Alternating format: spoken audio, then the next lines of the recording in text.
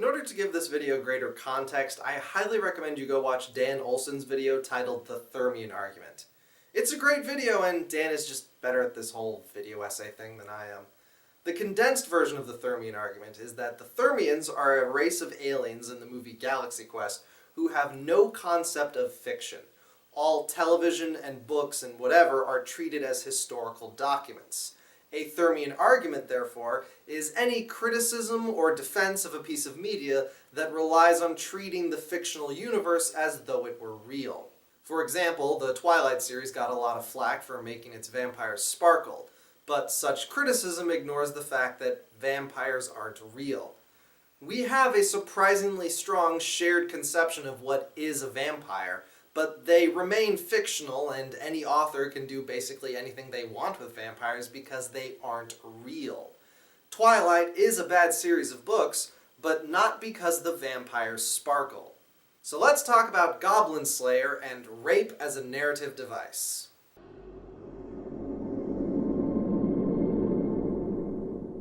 Goblin Slayer is a 2016 ongoing light novel series that was adapted into a manga of the same name and very recently into an anime. It takes place in a somewhat D&D inspired fantasy world and follows the adventures of the titular Goblin Slayer, an adventurer who focuses solely on killing goblins. He has become so proficient in killing goblins that he has risen to the rank of Silver Adventurer, the third highest ranking possible, entirely by taking goblin slaying quests, which are considered newbie work. I'm also mostly working from the manga for my information on this series because the anime hasn't really gotten far yet.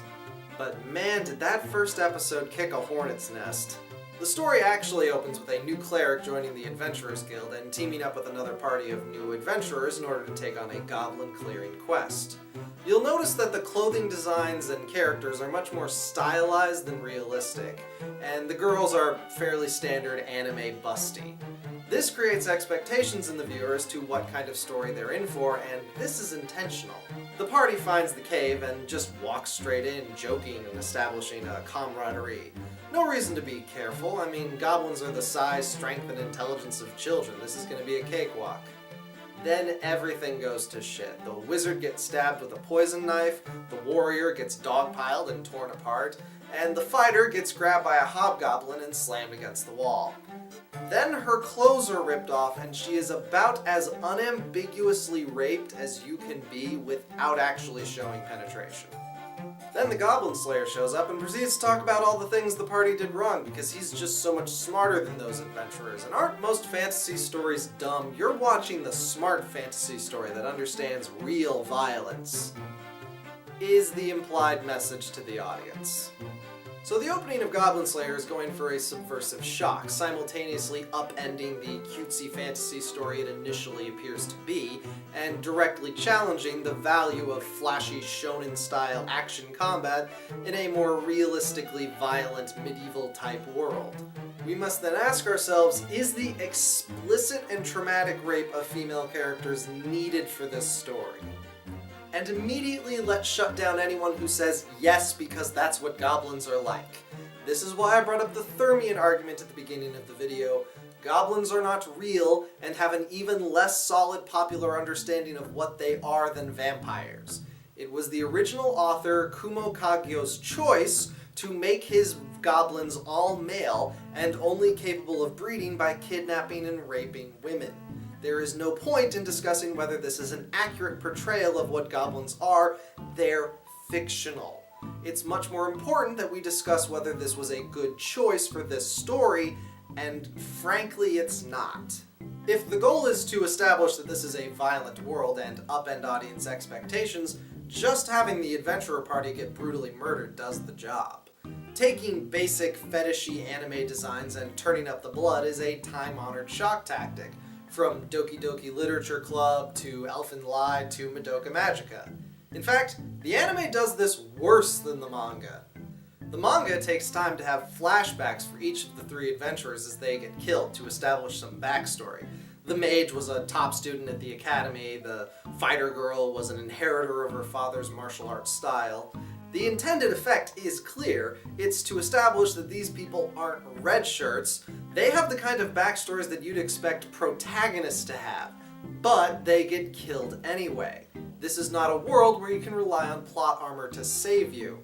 The anime just skips this step, has them get killed, and the one girl raped. Rape as a narrative device must be used much more carefully than murder. When your character is murdered, that's basically it after the initial shock of blood and gore. Unless the story explicitly involves reincarnation or ghosts or something, that character cannot experience trauma from having been murdered.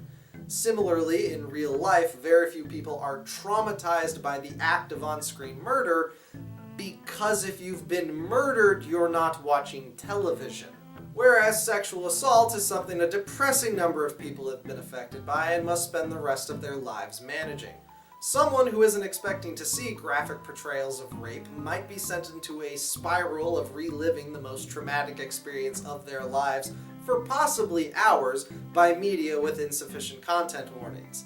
No one is saying you can't have rape in your story, but you better make sure that the narrative actually requires it and make super duper double sure that the rape isn't fetishized in any way.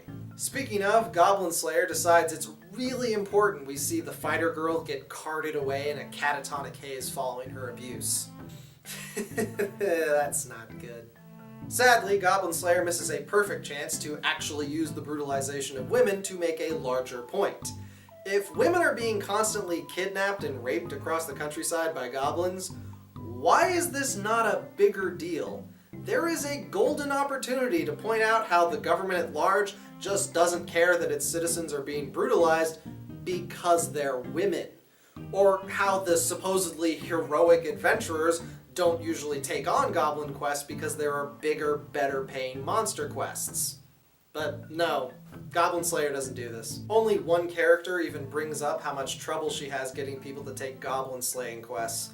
And of course she has a crush on the Goblin Slayer. He's just so sexually magnetic with his faceless death mask and all business no frills manner of speaking.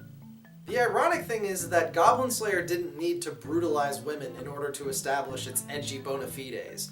Following the successful clearing of the Goblin Cave, the Goblin Slayer finds the Goblin Nursery. It is established that goblins are sentient beings, and the baby goblins are drawn noticeably cuter than their adult forms, and yet the hero of this story proceeds to nonchalantly murder babies. This story is already so gritty it poops sandstone. This is not to say I hate Goblin Slayer. I actually enjoyed reading it a lot more than I thought I would. For all its edgy, dark protestations in the opening chapter, it's basically a slightly more violent than usual adventure story. The Goblin Slayer and the White Mage team up and eventually get a party of fun companions together who try and get the Goblin Slayer to branch out into different, more fun adventures than just killing goblins. The Goblin Slayer is also a much more interesting protagonist than he first appears. For all his cliched traumatic backstory, he's not actually the typical man-pain vengeance questing type. He's much more of an idiot savant who never learned how to socialize because he was too busy learning how to kill goblins. His gruffness eventually gets called out as rude, and he is way more receptive to the call-out than you would expect. Still, even in the few rereads I've done already, I always skip the opening chapters because they're just not fun. And though the story eases up on the trauma as it goes on, it never gets completely left behind. The sporadic abuse scenes and nearly omnipresent anime titties do little more than detract from what positive qualities this story has.